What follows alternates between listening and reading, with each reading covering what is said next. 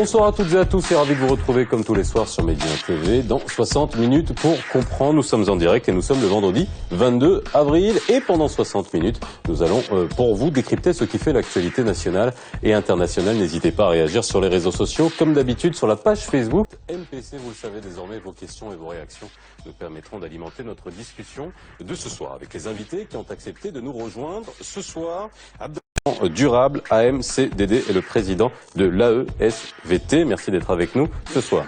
Je suis membre ici du secrétariat de la coalition marocaine pour la justice climatique. Merci. Voilà, ça vous fait 3 casquettes qui nous sont utiles ce soir. Driss El Yazami, président du CNDH, et vous êtes responsable du pôle de la société civile du comité de pilotage de la COP 22. Et enfin, Zineb Alaoui Mdagri, vous êtes représentant du Fonds mondial pour la nature au Maroc, WWF. Merci d'avoir répondu à notre invitation. Comme vous le savez, et dans le cadre de l'accompagnement de votre chaîne Média TV, des préparatifs pour la COP 22, nous consacrons une fois par mois 60 minutes pour comprendre à des aspects de ce grand événement. Aujourd'hui, Journée mondiale de la Terre qui vient de voir signer à New York l'accord de Paris. Nous avons choisi d'aborder la question de la société civile et du rôle des associations. Celles dédiées à l'environnement représenteraient, d'après le ministère de l'Environnement, à peu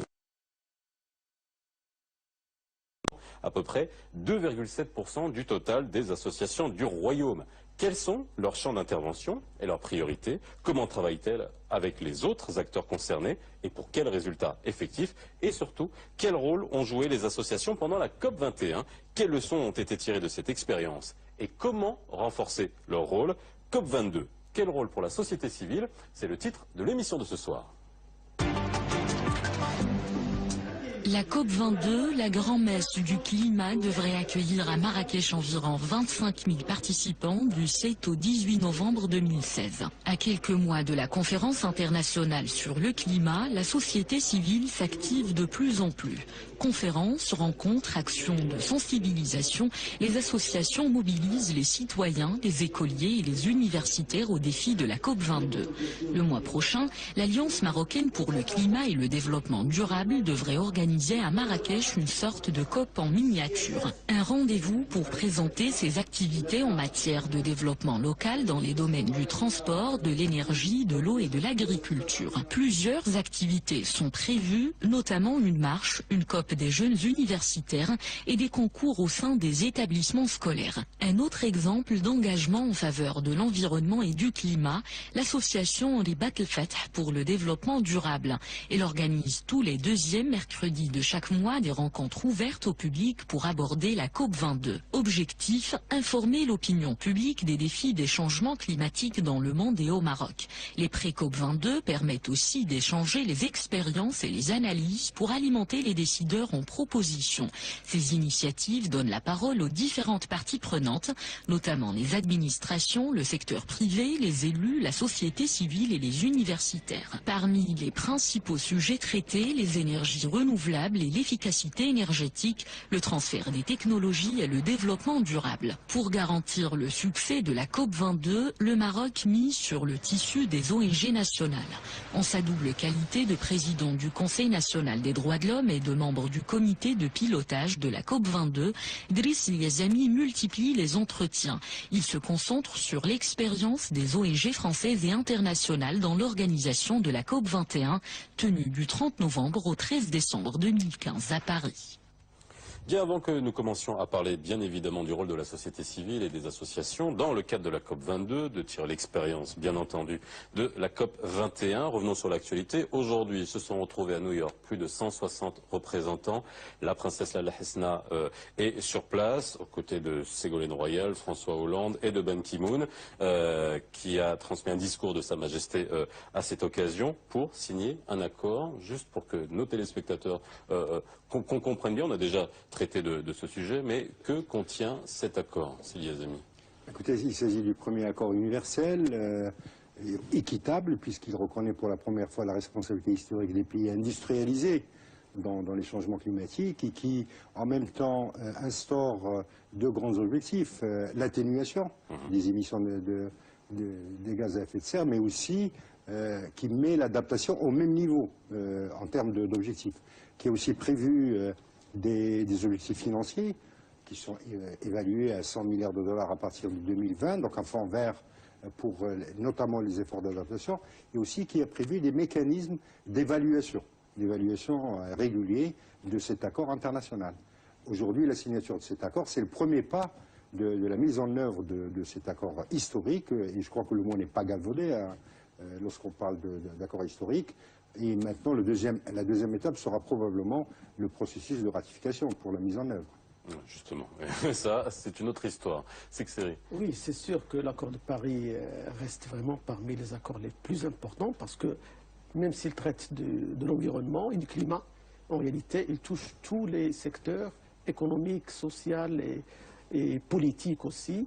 Il touche aussi le secteur privé. Et donc, par là, on a vu que pour la première fois, les États, ils ont déclaré des engagements d'ici 2030, 2050, et parfois on a une visibilité même jusqu'à 2100. Et ces engagements, c'est pour le développement durable, pour un autre modèle de développement. Et ce modèle de développement, il implique d'abord un changement du système économique pour basculer vers une économie neutre en carbone, c'est-à-dire avec plus d'énergie renouvelable, avec une agriculture qui est plus adaptée au climat, avec un échange à l'international pour le renforcement de capacités, transfert de technologies, pour appuyer les pays qui sont les plus touchés, impactés, qui sont les pays en développement, et surtout l'Afrique. Et donc, c'est un système qui cherche un petit peu à rééquilibrer le système économique qui était trop capitaliste, et il agit, il impacte très négativement les populations vulnérables, l'environnement, et surtout les pays du Sud. Et donc maintenant, c'est une vision, c'est pas gagné, mais pour une fois, on a des déclarations, on a une vision qu'il faut encore travailler et qu'il faut encore agir pour la concrétiser. C'est un long processus, mais un processus qui est vital pour chaque pays, vital pour les populations et vital pour notre planète. Sinema El-Aoui Mdrari, par rapport au contenu de cet accord, est-ce que vous pensez qu'il est suffisant pour répondre à tous les défis écologiques auxquels nous devons faire face? Je pense que cet accord déjà qui vient en réponse vient suite à la publication du 5e rapport du GIEC. Donc c'est la base scientifique qui a permis vraiment de donner des arguments clairs, comme quoi que pour la première fois on estime que c'est la responsabilité humaine qui nous amène à la situation actuelle, à un pourcentage de certitude de 95%. Nous savons que c'est quoi en termes de projection climatique et surtout en termes de cycle de l'eau, qu'est-ce qui nous attend d'ici les décennies à venir. Mais ce qui est le plus important dans cette dynamique actuelle, c'est que, à l'opposé du protocole de Kyoto qui était en cours et qui était vraiment un échec, nous assistons pour la première fois à un engagement international, c'est-à-dire qu'on ne parle plus de projection mais de réalité que la plupart des pays vivent actuellement.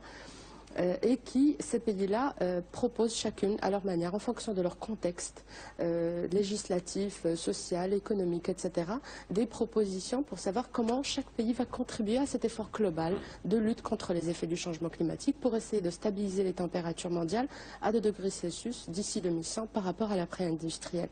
Donc c'est une dynamique très intéressante dans le sens que c'est vraiment partant des contextes de chaque pays qu'on a ces contributions volontaires qui étaient des INDCs qui sont actuellement des NDCs qui manifestent ou qui témoignent un peu de l'engagement par pays en vue d'atteindre cet effort global de réduction des gaz à effet de serre. Alors, les promesses n'engagent que ceux qui les reçoivent, Sili Azami. Les détracteurs de cet accord parlent de manque de contraintes, qui est un accord peu contraignant pour les grands amateurs c'est un lapsus, pour les grands amateurs et émetteurs de CO2. Il manque quand même cet aspect juridique pour la ratification par les États. Ça risque de prendre du temps. Est-ce que c'est un vrai obstacle? Est-ce qu'on doit attendre encore longtemps pour qu'on ait un vrai mécanisme qui finalement mette un peu de contrainte dans tout ça? Écoutez, sans rentrer dans les détails techniques, il s'agit de l'accord de Paris entrera en vigueur une fois que 55 pays, 55% des pays, 55 pays qui émettent 55% des gaz à effet de serre auront ratifié cet accord. Je crois que la cérémonie d'aujourd'hui auquel on a assisté à New York permet d'avoir, disons, un bon espoir. C'est-à-dire que je crois qu'il y a véritablement une prise de conscience, même si l'accord n'est pas, au sens du droit international, juridiquement contraignant, je crois que peu de pays aujourd'hui peuvent rester en dehors disons, de la mise en œuvre de cet accord, d'autant plus qu'il y a deux types d'acteurs, et c'est l'intérêt de cette émission aujourd'hui, deux types d'acteurs qui ont joué durant tout ce processus qui a commencé il y a en fait une trentaine d'années, ont joué un rôle essentiel, d'une part les scientifiques. On vient d'évoquer le rôle essentiel du GIEC et des experts. Donc il y avait encore il y a quelques années les climato-sceptiques qui avaient beaucoup la parole. Aujourd'hui, on n'en entend plus. Donc il y a un accord universel aujourd'hui sur le slogan « La Terre est en danger ». L'humanité en tant que telle est en danger. Et deuxièmement, les acteurs de la société civile. On n'imagine pas, je pense que mes collègues qui sont ici en parleront avec beaucoup plus de savoir comment, parce qu'ils sont impliqués depuis des années. En fait, il y a de véritables plateformes internationales et des réseaux internationaux des ONG qui ont joué un rôle essentiel. Il y a encore 15 ans, lorsqu'on voyait les actions de WWF, puisque Zineb est avec nous, on pensait qu'ils s'occupaient un peu des petits animaux, du panda, qui est un peu en danger. On regardait Greenpeace ou les Amis de la Terre, ou je veux dire avec beaucoup de... Quel Marocain connaissait la ESVT? Il y avait quelques... disons un peu les initiés il y a encore 10 ans, 15 ans, parce que ça fait des décennies qu'ils agissent. Aujourd'hui, ces acteurs ne peuvent plus être ignorés au niveau national, régional et international. Et donc je crois que cette double pression et en même temps il y a un certain nombre d'États, la France ou le Maroc par exemple, d'autres aussi, qui ont affirmé aujourd'hui et depuis longtemps leur volonté. Donc on peut être raisonnablement optimiste à mon avis sur le processus de ratification et sur aussi la mise en œuvre effective. Oui, je crois que la meilleure question qu'il faut se poser, c'est pas qu'est-ce qu'on va obtenir de l'accord pour devenir contraignant. C'est vrai, il est contraignant du point de vue politique, mais pas juridique. Mais c'est la mobilisation des forces vives, des acteurs au niveau des pays du Nord comme des pays du Sud, surtout des pays du Sud, en tant qu'État, en tant que société civile, que collectivité. C'est qu'est-ce qu'on va faire de cet accord? C'est nous, c'est-à-dire tous qui sont responsables d'agir de manière collective pour décliner, pour donner substance à cet accord, pour donner vie à cet accord, et aussi de pousser encore plus loin. Et d'ailleurs, tous les accords politiques, et même dans les élections, il y a toujours des promesses, des programmes, etc. Mais ça dépend. Quelles sont les...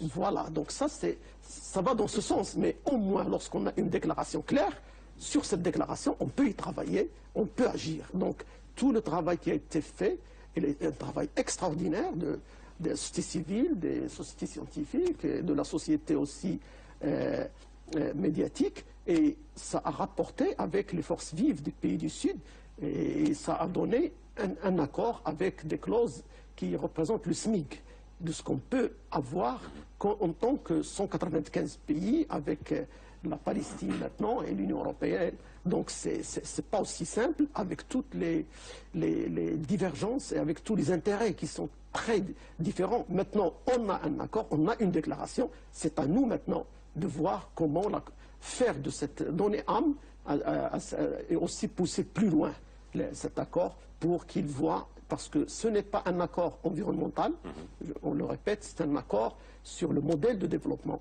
C'est un accord qui touchera chaque citoyen, qui touchera chaque acteur, toutes les entreprises, parce que c'est une transition sur tous les plans, sur une transition éducationnelle, transition du mode de travail, transition des choix économiques, et donc ça devient une réalité. Et ceux qui ne croient pas, il faut absolument qu'ils révisent un petit peu ce qu'on disait il y a 10 ans. Personne n'y croyait. Maintenant, on est très avancé. Et nous, on y croit fortement parce qu'on a vu, par exemple, toute la révolution pour les énergies renouvelables qui est en train de se faire. Avec Nour 1, c'était uniquement 3 heures de stockage d'énergie. Maintenant, on est à 7 heures pour la Nour 2, donc dans un délai très court. Et ce qui a été fait par les réseaux sociaux, par l'Internet, cette révolution, dans peu de temps, on croit énormément qu'on aura un autre mode de vie d'ici très peu. Voilà. Et les scientifiques, ils sont déterminés, et la société civile est avec eux. Alors, on parle bien sûr de la société civile. Avant qu'on aborde justement le rôle de la société civile, l'historique de la société civile, parce que c'est important de savoir que ça n'a pas été créé aujourd'hui. On en parlait de cet effet de mode de la COP22 il y a à peine 2 jours. On parlait d'efficacité énergétique sur ce plateau à l'occasion d'un forum et comme levier de compétitivité pour les entreprises. Mais aujourd'hui, est-ce qu'on a une photographie des États, des ensembles régionaux qui risquent un peu de traîner le pied par rapport à d'autres? Est-ce que là aussi, il faudra plus orienter les actions? On sait à quoi faire attention, à qui faire attention plutôt? Déjà, partant du constat du Maroc, un Maroc qui contribue à cette dynamique des COP, qui sont les conférences des parties à la Convention cadre des Nations Unies sur le changement climatique, il intervient à travers 3 groupes de négociation. Donc il y a d'abord le groupe africain, il y a le G77 plus Chine, et puis il y a le groupe arabe. Donc au sein de ces 3 groupes de négociation, si on peut les appeler comme ça, donc le Maroc, il a ses propres priorités par rapport aux priorités du groupe. Oui. Et donc l'idée, c'est de pouvoir porter la voix des enjeux stratégiques du pays pour qu'ils soient vraiment défendus ou plaidoyés sur la scène internationale au niveau de ces négociations climatiques. Et donc déjà, il y a un travail qui a été remarquable, qui a été fait à la fois par les acteurs institutionnels, mais aussi par la société civile, parce que ce qui est intéressant par la société civile marocaine, c'est qu'elle a développé ses propres mécanismes d'adaptation ou d'atténuation sans les appeler par la terminologie scientifique qui est adaptation au changement climatique. Et donc on a assisté vraiment à un instinct de survie pour la gestion de la rareté des ressources en eau. On a assisté vraiment à des conditions dans les oasis, etc. C'est du pragmatisme énergétique, on peut l'appeler comme Exactement. ça. On n'a pas le choix, il faut le faire. Et qui actuellement, quand on revient un peu à ces dynamiques vraiment internationales, à ces modes d'action concrètes, on se retrouve qu'on est en train de parler de la même chose et que finalement il s'agit d'action de la population locale, de la société marocaine qui doit être portée par cette société civile sur la scène internationale pour vraiment porter cette voix. Les amis, à qui il faut faire attention? Parce qu'on parle de dynamique, vous l'avez dit, c'est que donc j'imagine que s'il y en a qui font énormément d'efforts, le Maroc en fait, et qu'à côté il y en a d'autres qui sont un peu en retard, ça peut peut-être bloquer la dynamique. Écoutez, tout à l'heure, M. Xili, je pense à parler à juste titre, pas simplement d'un accord sur l'environnement, sur le changement climatique, c'est un changement de paradigme. Je crois qu'un de nos problèmes, y compris encore ici au Maroc au niveau international, c'est qu'assez trop longtemps, la bataille sur les changements climatiques et l'environnement a été un peu technique, puisqu'elle a une dimension scientifique et qui a éloigné un peu la prise de conscience des citoyens. C'est pour ça que je dis assez souvent, il faut repolitiser, au bon sens du terme, le débat sur les changements climatiques et l'environnement. Et se dire que aucun pays, aucun régime politique ne peut se sortir tout seul. C'est la Terre, et c'est l'humanité en tant que telle qui doit prendre conscience. Et c'est pour ça que, malgré quelques remarques qu'on peut faire, il ne faut pas bouder sans plaisir, et l'accord de Paris est une très bonne chose, une très bonne nouvelle, et la cérémonie d'aujourd'hui est la deuxième bonne nouvelle en quelques mois. Et aujourd'hui, lorsque par exemple, les collègues peuvent en témoigner, lorsque vous voyez ce qui se passe au Maroc, moi je sens une véritable effervescence. Je n'arrive plus à répondre aux invitations pour parler à des petites réunions ou des grandes réunions organisées par la société civile marocaine. Donc cette effervescence en elle-même va obliger un certain nombre d'États à être plus actifs. Il y a des États qui vont résister. On sait que c'est pour ça qu'aujourd'hui c'était important d'écouter la déclaration de la Chine ou des États-Unis d'Amérique. On a eu des déclarations très volontaristes de la Russie comme le Brésil. Aujourd'hui on parlait de manière très volontariste. Est-ce qu'il s'agit d'un effet de mode? On le verra à la ratification. Mais il y a déjà, à mon avis, un palier qui a été franchi aujourd'hui. Mais il y a en même temps un certain nombre de pays qui ont des contraintes en matière de développement. Je veux dire, par exemple, sur la question de l'énergie, on sait que certains pays, par exemple, d'Asie, construisent encore et veulent construire pratiquement une centrale à charbon par jour. Et donc, la mutation, cette transition énergétique va demander des efforts énormes. D'où l'importance de la question du financement. Qu'est-ce qu'on va offrir au pays pour s'adapter aussi rapidement que possible? Lorsque tout à l'heure, M. Xi parlait par exemple du renforcement des capacités, à supposer que le fonds vert est abondé, un peu plus que les 100 milliards. Nous savons que par exemple, l'effort d'adaptation en Afrique, pour l'Afrique, c'est à lui seul 50 milliards, grosso modo. Bon, à supposer donc que ce fonds soit abondé et qu'il fonctionne, encore faut-il être en mesure de présenter les dossiers qu'il faut, et c'est pour ça que par exemple, ce qu'on a appelé le renforcement des capacités est important. On parle beaucoup de transfert de technologie. Il ne s'agit pas simplement de transférer de la technologie du nord vers le sud. Encore faut-il aider les pays du sud à développer leur propre technologie. Parce que les atteintes à l'environnement ne sont pas les mêmes au niveau des régions du monde. Et donc c'est pour ça que c'est pas simplement pousser les États à ratifier ou intéresser le secteur privé, c'est un changement de civilisation qui est en fait en enjeu, et c'est pour ça que de la complexité d'ailleurs de la chose. Alors, revenons au rôle, bien sûr, de la société civile, puisque c'est le propos d'aujourd'hui. Merci de nous avoir en tout cas replanté le décor, parce que c'est important, encore une fois, de bien comprendre tous ces mécanismes à l'aube de la COP 22. La société civile, il y a des enseignements qui ont été pris, notamment suite à la COP 21, du rôle, justement, des acteurs associatifs et de la société civile en général. Oui, en réalité, la société civile marocaine, elle fait partie de la société civile du pays du Sud, bien sûr. C'est une société civile qui est basée sur le volontariat. Et donc, c'est un travail vraiment de volontariat d'un certain nombre d'ONG. Et donc, à l'inverse, les pays du Nord, les sociétés civiles et les professionnels, c'est un vrai travail spécialisé. Il y a beaucoup de professionnels, il y a beaucoup de moyens.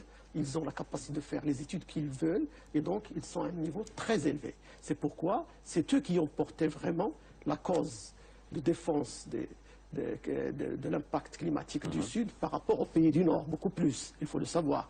Pour les pays d'Afrique, c'est entre la COP 7 en réalité qui a été à Marrakech qu'on s'est intéressé un peu plus au changement climatique et au COP.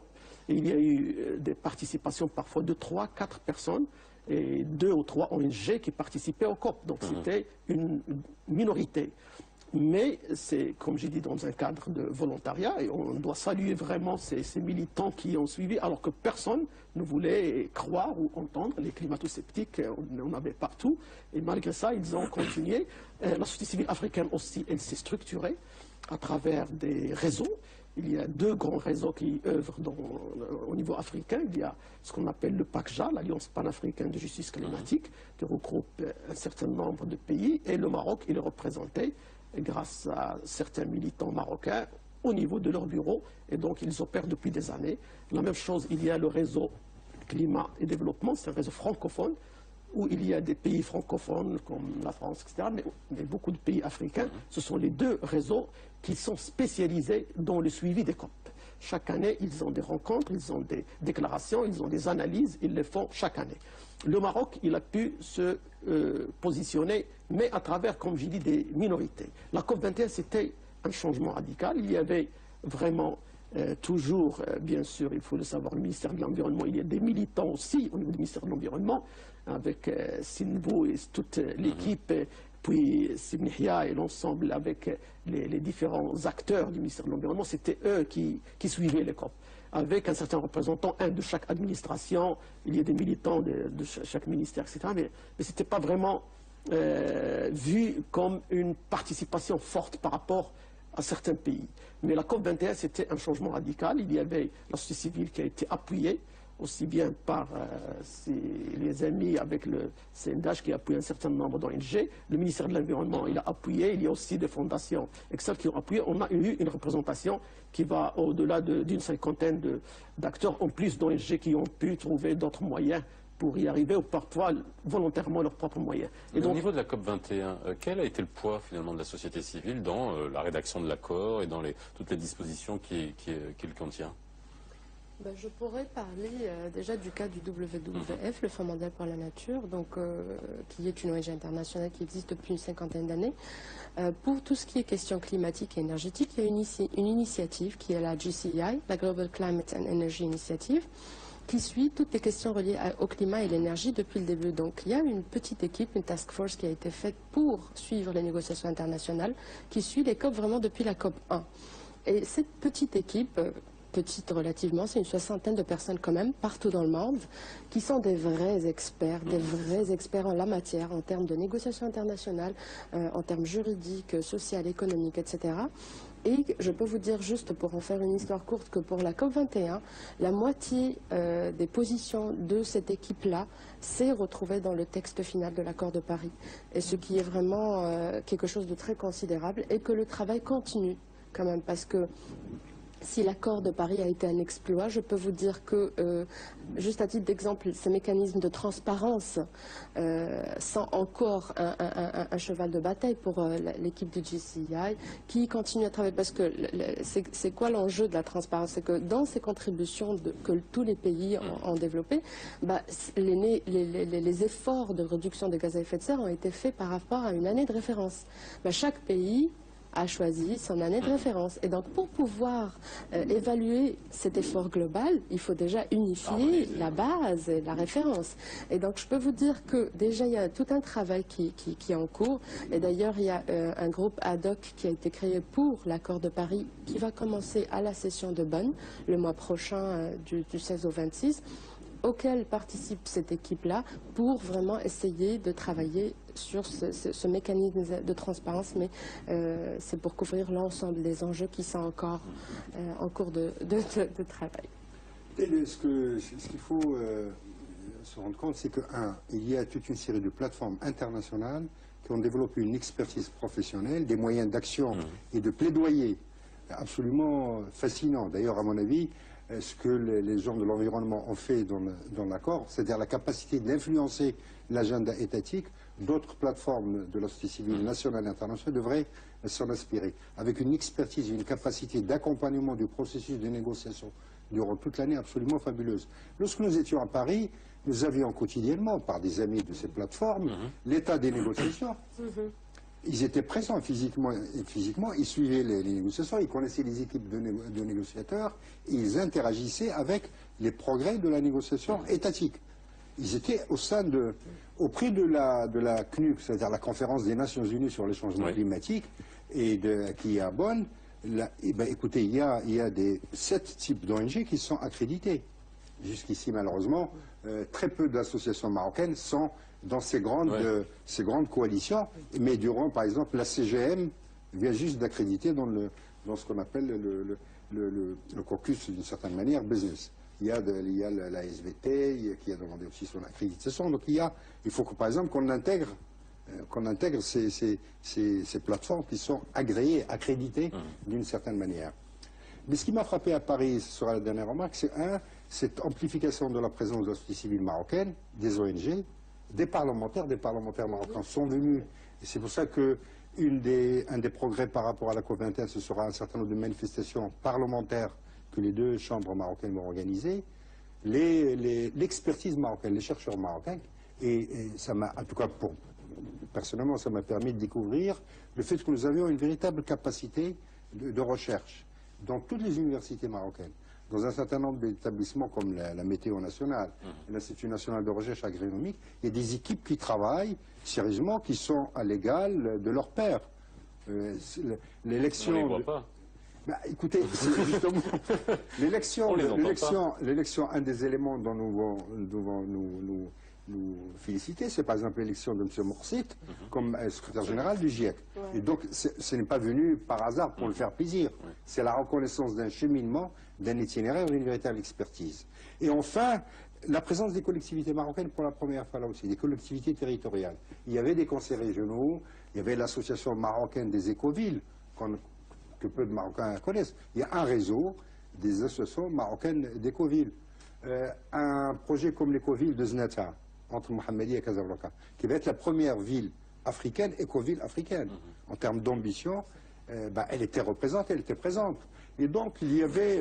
en tout cas, je pense que par rapport à tout le processus, la société civile marocaine, dans sa diversité, était présente fortement Et d'ailleurs, nous l'avions fait un peu exprès, les uns et les autres, sans nous concerter d'ailleurs.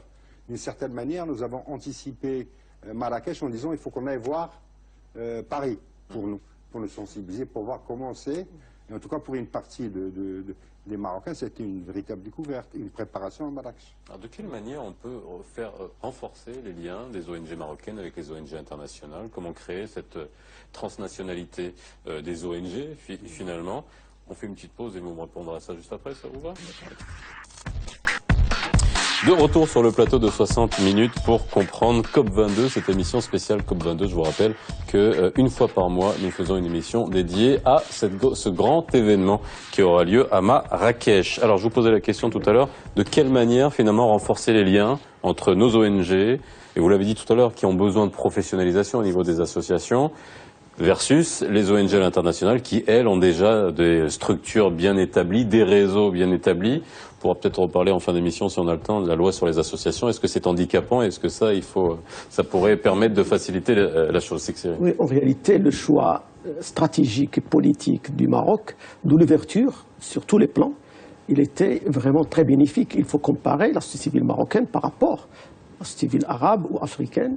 La société civile marocaine, grâce à cette ouverture, au contact avec les grandes ONG européennes, on a pu évoluer énormément. Même dans le cadre de volontariat, on a maintenant un peu de professionnalisme. C'est vrai, les moyens ne suivent pas. Parfois, on travaille surtout avec les moyens internationaux, mais pour les pays, ce sont des moyens des communes, ce sont des moyens des régions, ce sont des moyens de l'État. Avant, presque pas de moyens. Ils ont l'Union européenne ou pour les États-Unis, mais généralement, ce sont des fonds nationaux qui puissent donner la capacité de se professionnaliser au niveau local, régional et national. Et ça, c'est très très important parce qu'il faut un accompagnement. La société civile marocaine, on a tiré profit de cet échange et on a des formations, des échanges, des projets en commun, des appels à projets, etc. Et avant Lima, avant la COP20, on a initié une réorganisation de la société civile marocaine. On a initié un projet pour rassembler, comme c'est ce qu'il fait en COP, parce qu'à la COP, au début, on a les grandes ONG, WWF, Greenpeace, chacun travaille tout seul, mais après, ils se sont constitués en réseau et ils travaillent ensemble. Ils font des réunions chaque jour de coordination, ils ont des positions presque communes, ils créent, avant chaque COP, ils créent dans le pays une grande coalition internationale avec la coalition nationale, et cette coalition, elle est élargie. Et c'est comme ça qu'on s'est inspiré. Et généralement, grâce à cet échange, on a créé l'AMCDD, l'Alliance marocaine pour le climat et le développement durable, avec toute la diversité. On a tous les grands réseaux de l'Observatoire de Tanger, Rasded, les réseaux Rarba, etc., Rodpal, etc., tous les réseaux, tous les grands ONG, Spana, etc., Grepom, etc. Donc, tous, on a pu, pour une fois, se rassembler et créer l'AMCDD. Non pas pour les COP, parce qu'on ne savait pas que la COP sera au Maroc, mais c'est pour le développement durable et le climat, et pour jouer les rôles constitutionnels. Parce que maintenant, après 2011, on a un très grand attendu de la société civile. Donc il faut absolument qu'il se structure, qu'il coordonne, qu'il y ait du réseautage. Et après avoir créé cette plateforme, c'est là où il y a eu coordination et appui par le ministère de l'Environnement, il y a appui par le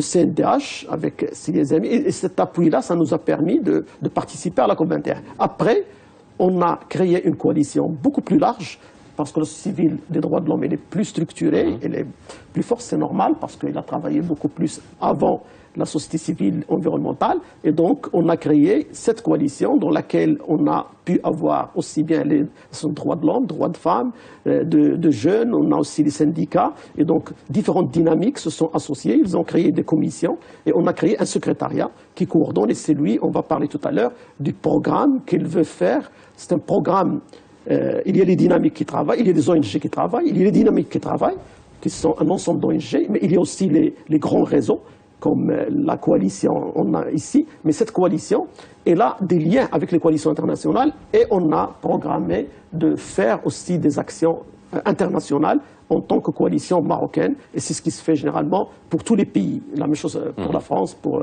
les autres pays qui ont eu le cas. Oui, en fait, moi je voudrais rebondir un peu sur le sujet dont j'ai parlé tout à l'heure, de cette expertise internationale, de cette ONG internationale.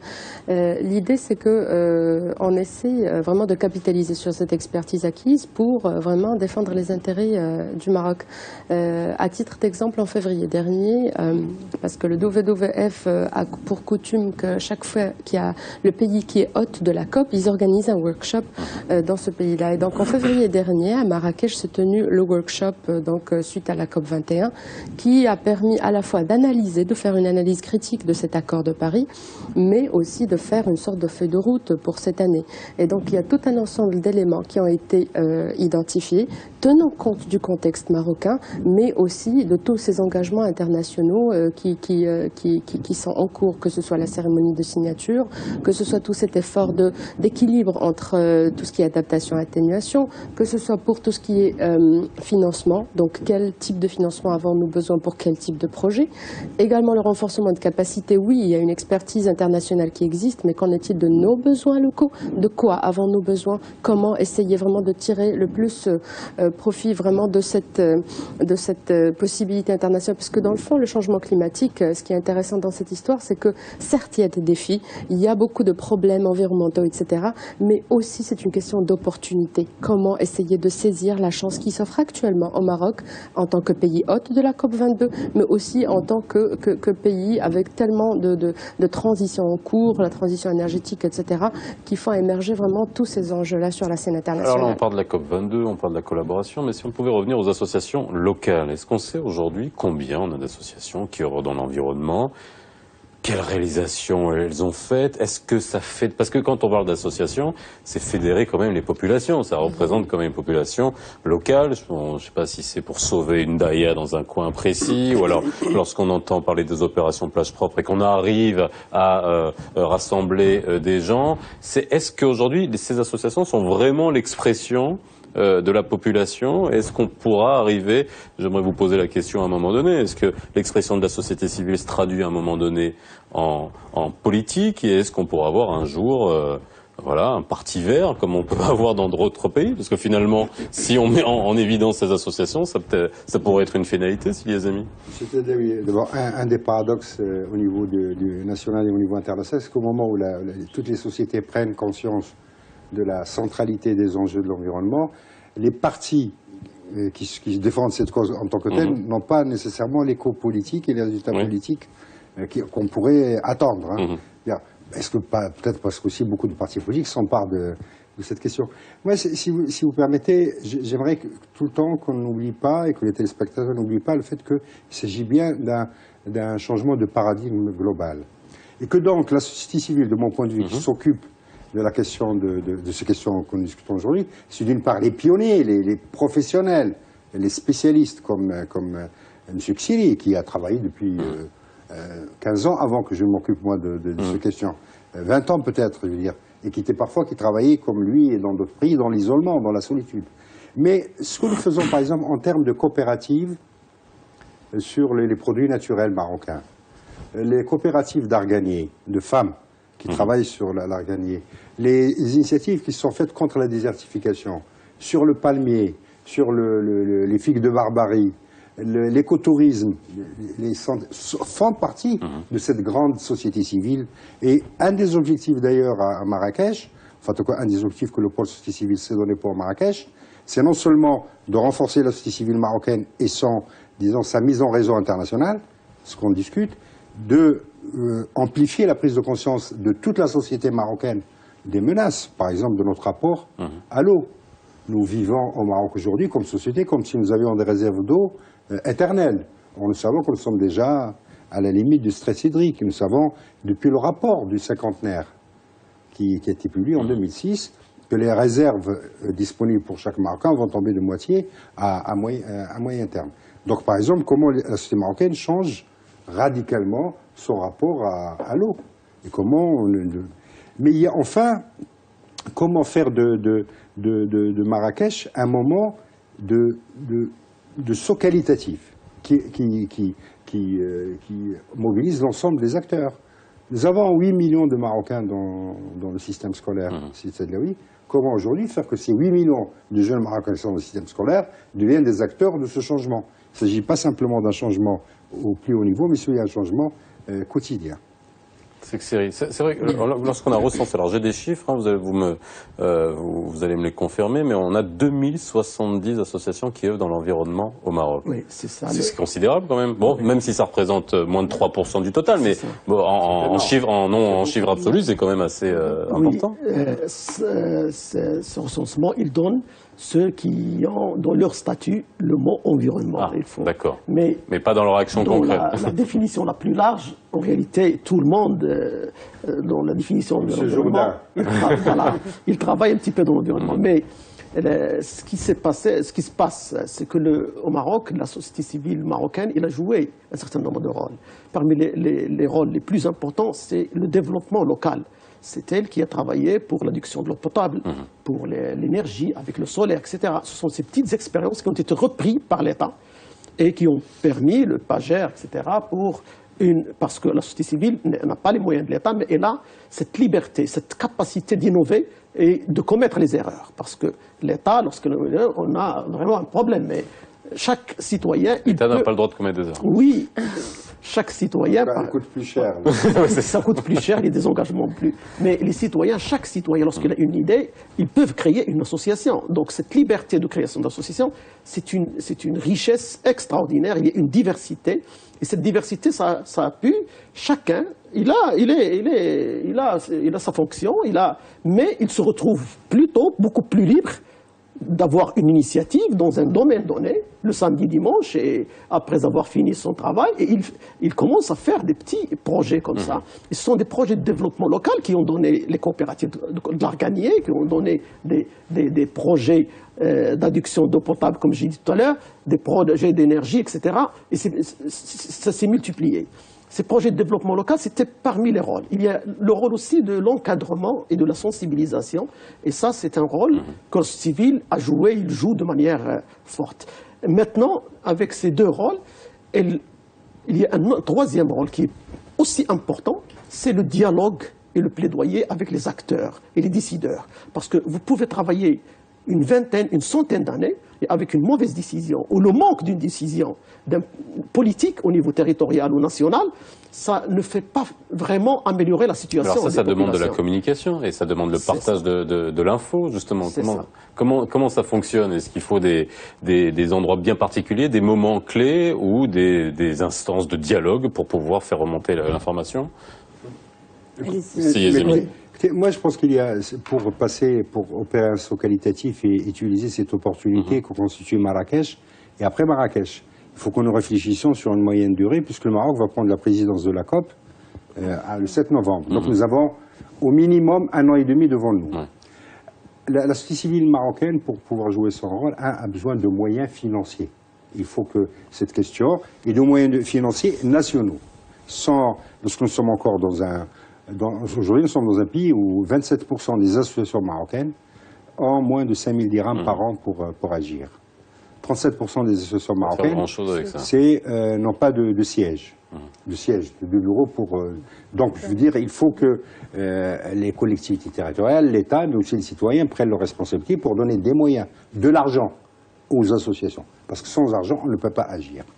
Deuxième élément, c'est clair qu'il faut des programmes, disons, de formation qualifiante. Il y a déjà de l'expertise, mais il faut, pour pouvoir plaider, pour pouvoir jouer son rôle nationalement et internationalement, il faut, disons, là aussi amplifier de manière significative la formation et l'expertise. Et trois, il faut qu'on fasse un bon usage de toutes les modalités de démocratie participative existantes. La Constitution marocaine, tout à l'heure, M. Ksili l'a dit très rapidement, a prévu toute une série de mécanismes et de modalités de démocratie participative, comme la loi d'ailleurs organique sur les régions. Donc, un de nos objectifs, c'est de sortir du processus Marrakech et après, c'est notre rêve commun, avec 12 plans régionaux d'action pour l'environnement, élaborés dans un processus participatif qui rassemble le Conseil régional, la société civile internationale, l'université marocaine et le secteur privé.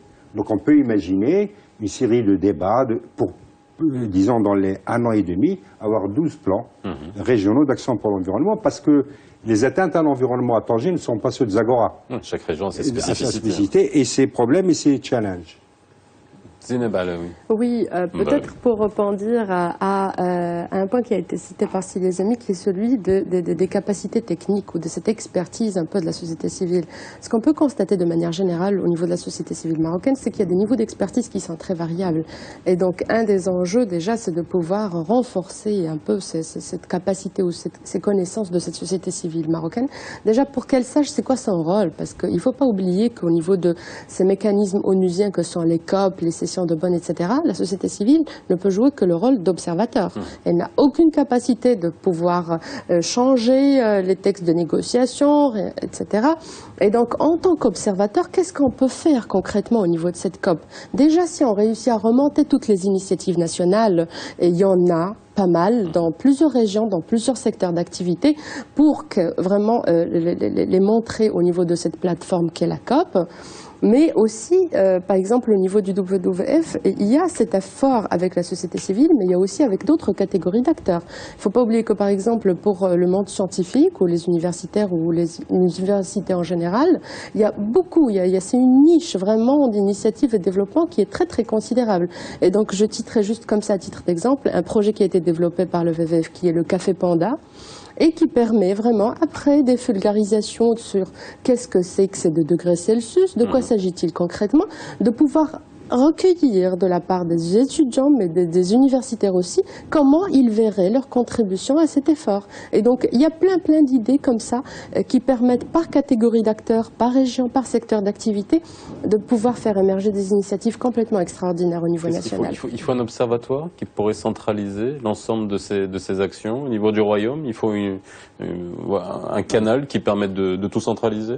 Oui, je crois qu'il faut absolument comprendre que c'est l'un des enjeux majeurs de l'avenir du Maroc, de réussir la démocratie participative. Parce que la démocratie représentative dans le monde entier, elle a montré des limites, elle est essentielle, elle va le rester, mais il faut la compléter par cette démocratie. Le problème, ce n'est pas de citer la démocratie dans la Constitution ou dans la loi 111-14 de la régionalisation, de la loi 4 de la régionalisation, mais tout se base sur le comment. Comment faire pour donner vraiment une substance, pour donner un sens à une vraie participation. Et c'est là où les prochaines années, on doit apprendre à travailler ensemble. Parce qu'on a appris que la diversité et la liberté d'entreprise de chaque association, ça veut dire que chacun fait ce qu'il veut. Et donc, même l'État et les collectivités, ils se disent, je ne peux pas communiquer avec vous, avec l'autre, parce que vous êtes des milliers. Et comme ça, ils ne communiquent avec personne. Alors qu'ils communiquent avec les entreprises, représentés par le CGM, communiquent avec les syndicats, qui sont de plus en plus organisés et coordonnent entre eux. La société civile, elle est obligée aussi. Et c'est la COP qui nous donne cette leçon. Les ONG internationales, ils trouvent une plateforme de communiquer sur le positif, sur ce qu'ils ont de commun, et non pas ce qu'ils ont de différent. Chacun il a une différence, chacun garde ses priorités, son travail. Mais il faut qu'on trouve une plateforme commune sur laquelle on travaille. C'est ça le choix stratégique. Et ce choix, parce qu'on a montré maintenant au Maroc que la société civile organisée, représentée par le Conseil économique et social, c'est une structure consultative. Tout le monde, au début, il a dit, elle ne va pas apporter grand-chose parce qu'elle n'est pas décisionnelle. Et lorsqu'on a rassemblé les différentes catégories, privées, patronat, syndicats, société civile, experts, etc., il y a eu des idées, des rapports qui jouent et qui joueront un rôle essentiel pour aider les élus et les décideurs de l'État. Parce que les décideurs, ils ne peuvent pas continuer à décider comme ça, par eux-mêmes, et après informer les autres. On ne peut pas faire une réunion dans un hôtel ou et rassembler les civils pendant une journée. Ils n'ont aucune information, ils n'ont pas eu le temps de traiter ces sujets, ils n'ont pas d'experts qui les accompagnent, et on leur dit, voilà, vous avez participé, donc il y a une démocratie participative. Ça, c'est faux. Et l'outil que vous avez cité, c'est le meilleur outil maintenant, c'est la régionalisation. Ce n'est pas au niveau étatique. Il faut absolument travailler au niveau des régions, parce que même nous, en prenant tous les 2000, la liste, et on a essayé de les contacter. La plupart, on n'a pas pu les contacter parce qu'il y a des emails qui ne fonctionnent pas, parce qu'il y a, etc. Mais on a trouvé d'autres que personne ne connaissait, qui font du très bon travail, mais au niveau local. Et c'est pourquoi il faut opter pour qu'il y ait des structures régionales qui coordonnent avec, comme vous avez dit, une structure autogérés par les associations. Et donc là, vous avez déjà fait ce travail, vous avez épuré, Oui, en c'est ça. définitive, vous avez gardé un pool d'associations. En partie. C'est un processus, mais c'est un processus qui a été initié, et je crois qu'il faut absolument aller dans ce sens pour donner voix à toutes les associations, qu'elles soient petites ou moyennes ou grandes, et chaque contribution, elle est importante. C'est pourquoi il ne faut pas dire que celui-là, il peut jouer. Chacun, il a des forces et des limites et des faiblesses. Mais l'ensemble, c'est vraiment beaucoup de force. Et si les collectivités reconnaissent, et si l'État reconnaît le rôle de la société civile, la reconnaissance, c'est pas en la citant dans la Constitution. La reconnaissance, c'est pas les inviter ou leur donner des dons. C'est pas ça. Il faut absolument leur donner les moyens d'avoir le trio qu'on a dit pour la COP qui a réussi, c'est le GIEC. Il faut absolument que les scientifiques travaillent avec la société civile. Il faut absolument que la société civile ait les moyens d'avoir des professionnels qui gèrent. Parfois, il peut y avoir... Voilà. On va parler d'argent, vous l'avez dit, Célie Azami. Comment on va faire? Ces associations ont besoin de financement. Est-ce qu'il va falloir faire appel à des fonds internationaux? Comment on va faire? Écoutez, on n'a pas de solution miracle. En tout cas, je vais essayer de parler comme responsable du pôle société civile. Bon, avant même la mise sur pied du Comité national de pilotage, cela a été dit, en tout cas le Conseil national des droits de l'homme, sachant l'importance de la réussite de Marrakech, avait anticipé à essayer d'accompagner dans la mesure de ses moyens un maximum d'associations. 45 associations ont été prises en charge par le Conseil national des droits de l'homme pour participer à Paris. Depuis, je veux dire, ce que nous sommes donnés comme objectif dans le pôle société civile pour cette année et demie, parce que je pense qu'il faut réfléchir sur une année et demie, c'est faire de Marrakech et de l'après-Marrakech, réfléchir en termes de dynamique structurante. Ne pas accumuler les activités, mais plutôt réfléchir en termes de... Alors, un renforcement de la société civile marocaine, et par exemple, on a essayé déjà, même si le Comité national de pilotage ne peut pas financer toutes les actions de la société civile, et l'a dit, puisque le budget global de l'organisation est assez conséquent, comme vous le savez, on a essayé d'accompagner la coalition marocaine de justice climatique notamment, pour essayer, en tout cas, de lui donner de lui trouver auprès d'un certain nombre de bailleurs les moyens minimums pour fonctionner, pas pour organiser les activités, pour avoir quelques permanents, un bureau. On a fait de même avec le collectif qui s'appelle la COI, qui est la conférence des jeunes. Chaque année, depuis 11 ans maintenant, il y a la COI donc les jeunes de la COI aussi ont eu maintenant les moyens de fonctionner en termes de fonctionnement minimum. Nous allons essayer, par exemple, là aussi, de voir avec certaines entreprises comment elles peuvent accompagner des activités de la société civile. De jouer ce rôle d'intercession avec les préfectures, les walis, avec les conseils régionaux, dans la possibilité, pour essayer de voir aussi comment, par exemple, on peut avoir une visibilité de la société civile. Deuxième choix, c'est comme je vous disais tout à l'heure, c'est d'essayer d'avoir cette territorialisation de l'action pour l'environnement. Et à cet égard, la MEDCOP, qui va être la COP méditerranéenne le 17, 18, 19 juillet à Tanger, est un moment important. Les images que nous avons vues en début d'émission, c'est la première réunion de la société civile pour préparer la MEDCOP. Et donc là, il y a une réunion le 26, encore avec un certain nombre de partenaires. Mais la troisième, à mon avis, le troisième défi, c'est celui de trouver rapidement des moyens de renforcement de l'expertise. Et nous travaillons pour essayer de voir comment, cette période peut être, à divers niveaux, une possibilité, une opportunité pour renforcer la formation qualifiante dans ces domaines qui demandent nécessairement l'argent. Mais je ne crois pas qu'on va régler les problèmes de la société civile, de l'environnement, toute seule. Alors, une réflexion. On peut impliquer le secteur privé. Vous avez parlé des entreprises. Vous avez essayé les grandes entreprises, notamment, qui sont dans les démarches RSE, qui vont peut-être prendre l'occasion de la COP 22 pour pouvoir communiquer à ce moment-là. C'est une occasion aussi pour qu'on aide les associations et la société civile. Par exemple, moi, je pense qu'il y a quelques possibilités, même si je pense aussi que ces entreprises vont être beaucoup sollicitées. Oui, j'imagine. Mais une des idées, par exemple, si vous voulez, qui n'est pas arrêté, mais une des premières réflexions, c'est de ne pas faire un espace distinct pour les ONG et la société civile des entreprises. Vous savez qu'une COP, c'est un espace construit par le pays hôte et qui est géré par les Nations Unies, qu'on appelle la zone bleue dans le jargon des gens de l'environnement. Et puis, il y a l'espace société civile et innovation, publique et privée. Nous avons des échanges entre les pôles. Il y a un pôle société civile et un pôle public-privé et un comité scientifique. Et notre réflexion actuelle, hein, elle peut évoluer, c'est de dire, essayons de faire un grand espace Maroc, justement pour permettre cette mixité entre la société civile, les entreprises, les acteurs internationaux, etc. Mais avec peut-être aussi quelques choix thématiques. Mettre en exergue la question des femmes, la question des jeunes, un espace pour les enfants. Donc ce sont un peu les premières réflexions. Comment on va choisir les associations? Parce que ce n'est pas toutes les associations qui vont participer à la COP22. Comment on va les choisir? Comment on va les sélectionner? C'est une bonne question. D'abord, oui, c'est une très bonne question. Un grand point d'interrogation. Parce que vraiment, c'est toujours comme ça lorsqu'on a la liberté d'entreprendre, aussi bien pour les entreprises, pour les partis politiques, etc. Il faut absolument qu'il y ait une certaine structuration et il faut que les acteurs essaient un petit peu d'organiser ça par eux-mêmes, mais il faut que l'État aide à cette structuration.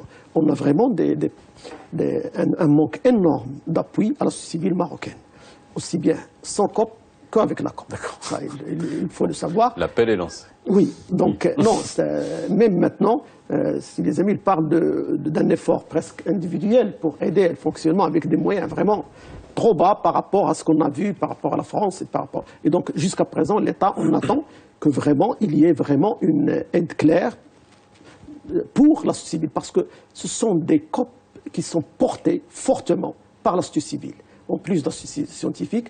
Et au Maroc, c'était toujours des efforts presque individuels. Et je l'ai dit pour le ministère de l'Environnement, pour Mourset, qui a pu former, aider 8 Marocains à intégrer le GIEC. Il était avant vice-président, et parmi 30 en Afrique, toute l'Afrique, à l'intérieur de 900 jusqu'à 2000 chercheurs à l'international. Donc c'est peu, mais ce sont des efforts qui doivent être appuyés par l'État, que ce soit pour les scientifiques, que ce soit pour la société civile. Et là, il y a un manque, comme j'ai dit, énorme. Il faut le rattraper. Et pour mobiliser lorsque j'ai parlé des dialogues, il y a des propositions qui sont claires pour sortir de là. Parce que les décideurs, parfois ils disent, on a des sociétés civiles, ils peuvent juger sur une ou deux sociétés, qui ne marche pas comme ça, et donc ils font des jugements comme ça, mais ils ne voient pas quel est le rôle d'accompagnement qu'il fallait faire. Et c'est là qu'il faut vraiment une mise à niveau.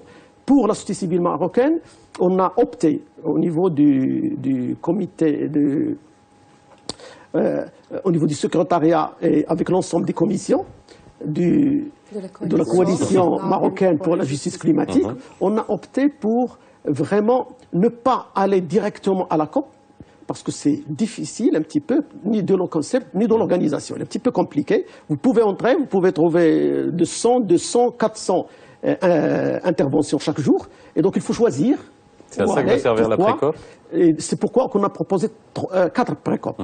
Et pour chaque pré-COP, il y a 3 régions qui on doit réaliser des mini-COP.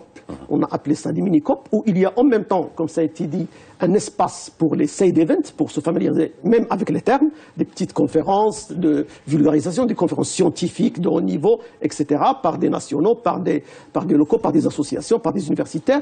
Et ça va durer uniquement 2 jours, mais il y aura beaucoup d'interventions sur les changements climatiques, les enjeux, les négociations, l'accord de Paris, les attentes par rapport à COP22. Il y aura un autre espace dédié à la présentation des solutions. Quels sont les projets énergétiques ou d'agriculture qu'on peut vraiment présenter, parce qu'il y a un savoir-faire marocain, il y a un savoir traditionnel marocain qu'il faut mettre en valeur fortement. Et il y a aussi le secteur privé, on attend à ce qu'il mobilise un petit peu ses réalisations et ses réussites dans des modèles d'innovation qui économisent l'énergie ou l'eau, etc. Et en plus de ça, il y a un espace de dialogue avec les collectivités pour voir des orientations sur les engagements, parce qu'il y a eu des milliers de maires qui ont été réunis à Paris et qui ont donné des engagements pour 2050. Comment sera la ville de Marrakech d'ici 2050, la ville de Casablanca? Et ça ne peut pas être fait par les élus tout seuls ou par l'État. Il faut absolument que la société civile participe. Et ce sera un espace dédié à ça. Et peut-être, grâce à la loi de la régionalisation, on peut le reconduire dans les forums qui sont maintenant constitutionnalisés. Et la loi, elle permet ça. Chaque région, il faut absolument qu'il y ait des forums, parce que notre grand problème, même pour les énergies renouvelables, on a de grands chantiers. on a les chantiers Nord, qui est le plus grand du monde, on a les éoliens, on a réussi, mais tout ce qui est petit, tout ce qui est participation de citoyens, comme l'efficacité énergétique, ça, on est très loin. La même chose pour la production d'énergie par des citoyens pour vendre à l'État. Ça aussi, on est encore assez loin. Et c'est là où l'appropriation des citoyens et la participation citoyenne, qui est le garant de la durabilité et de l'efficacité, et la société civile a un rôle essentiel. Il est investi, hein, c'est que ça on le sent à chaque fois. Voilà, mais... Seydi Azami, il nous reste vraiment 30 secondes. Next step, je vais vous demander next step, parce qu'on fera d'autres émissions sur la COP22 bien sûr. Mais très bientôt l'ouverture du site du Comité national de pilotage, avec notamment le questionnaire permettant la labellisation des projets qui veulent être labellisés par le comité scientifique du Comité national de pilotage. Donc, la labellisation ne donne pas de l'argent, mais elle donne une crédibilité qui peut aider un peu à trouver des moyens. quels sont les critères? Écoutez, il y a tout un questionnaire. Bon, il nous faudrait une deuxième émission. Bon, très bien. Mais en tout cas, c'est une information qui est importante. Zinval Ouimdari, pour un dernier mot. Oui, pour un dernier mot, j'aimerais quand même saluer les efforts que nous sommes en train de faire actuellement pour cette COP marocaine, mais qui est également une COP africaine. Donc il y a tout un travail qui est en train de se faire avec la communauté africaine du WWF à travers le Regional Office of Africa pour élaborer cette position commune. Il y a aussi un effort qui se fait avec certains pays arabes. Il ne faut pas oublier que Doha a été hôte de la COP de Doha en 2012, et donc il y a tout un travail de capitalisation de cette expertise acquise en langue arabe pour un pays arabe, mais il y a aussi tout cet effort qui est porté par le WWF France, actuel pays président donc de la COP, et qui a un travail remarquable pour accompagner la société civile marocaine pour vraiment atteindre ses objectifs et porter sa voix sur la scène internationale. Merci à vous d'avoir été avec nous ce soir, comme d'habitude. Excellente soirée sur Média TV. Je vous souhaite un excellent week-end et on se retrouve lundi.